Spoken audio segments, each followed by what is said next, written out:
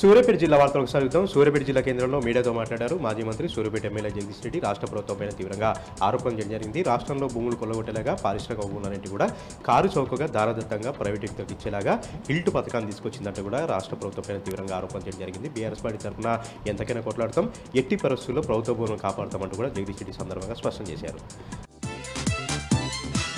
సూర్యాపేట జిల్లా సంబంధించి మరొక వార్త. సూర్యాపేట జిల్లా హుజూరాబాద్ నియోజకవర్గంలో ప్రతి గ్రామంలో కూడా కాంగ్రెస్ పార్టీ పైన తీవ్రంగా బగ్గుమంటున్నారు. కాంగ్రెస్ పార్టీ కార్యకర్తలే కాంగ్రెస్ పార్టీ వ్యక్తం చేస్తూ ఉన్నారు. సర్పంచ్ పదవుల పంపకంలో ఎక్కడికక్కడ కూడా మాటిచ్చి ఉత్తమ్ కుమార్ రెడ్డి మోసం చేశాడంటూ మేలచెరు మండలం వేపల మాధవరం గ్రామంలో జయరాజ్ అనేటువంటి ఒక కార్యకర్త కడుపు మండి కాంగ్రెస్ పార్టీ జెండాలన్నింటినీ కూడా తగలబెట్టి తీవ్రంగా ఆగ్రహం వ్యక్తం చేయడం జరిగింది.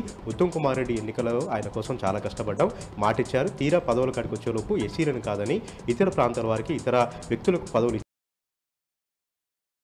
గురి కావడం జరిగింది. ఇప్పటికైనా సరే ఉత్తమ్ కుమార్ రెడ్డి ఆలోచన చేసి కష్టపడ్డటువంటి కాంగ్రెస్ పార్టీ కార్యకర్తలకు న్యాయం చేయాలి, లేదంటే కాంగ్రెస్ పార్టీ పూర్తిగా తుడిచిపెట్టుకుపోతుంది, కార్యకర్తల పాపం తగ్గుతుందంటూ కూడా జయరాజ్ ఈ సందర్భంగా ఆగ్రహం వ్యక్తం చేశారు.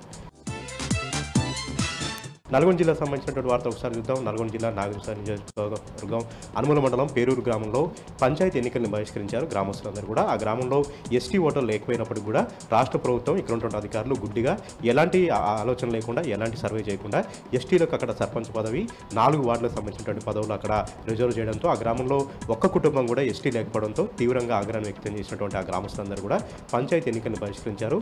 అధికారులపై తీవ్రంగా ఆగ్రహం వ్యక్తం చేస్తూ ఉన్నారు. ఇప్పటికైనా సరే రాష్ట్ర ఎన్నికల సంఘం ఇక్కడ ఉన్నటువంటి అధికారులు కల్పించుకొని రిజర్వేషన్లకు అనుగుణంగా అక్కడ ఉన్నటువంటి వ్యక్తులకు అక్కడ ఉన్నటువంటి ప్రజల జనాభాకు అనుగుణంగా రిజర్వేషన్ కల్పించాలి, తమ గ్రామానికి న్యాయం చేయాలంటూ కూడా పేరూరు గ్రామస్తులు డిమాండ్ చేస్తున్నారు.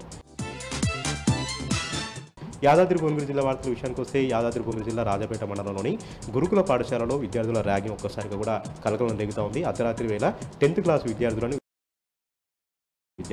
కర్రలతో బ్యాట్లతో అక్కడ ఒక్కసారిగా దాడులు చేసుకోవడంతో 5 విద్యార్థులకు తీవ్రంగా కూడా గాయాలు కావడం జరిగింది.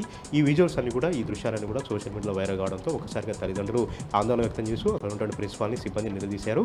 పూర్తిగా సిబ్బంది నిర్లక్ష్యం, క్రమశిక్షణ లేకపోవడంతోనే విద్యార్థులు విధంగా దాడులు చేసుకుంటున్నారు, ర్యాగింగ్ పాల్పడుతున్నారంటూ కూడా విద్యార్థుల తల్లిదండ్రులు తీవ్రంగా ఆగ్రహం వ్యక్తం చేశారు. ఈ ఘటన పట్ల లోతుగా విచారణ చేయాలి, సిబ్బంది పైన చర్యలు తీసుకోవాలంటూ కూడా తల్లిదండ్రులు ఈ సందర్భంగా డిమాండ్ చేస్తున్నారు.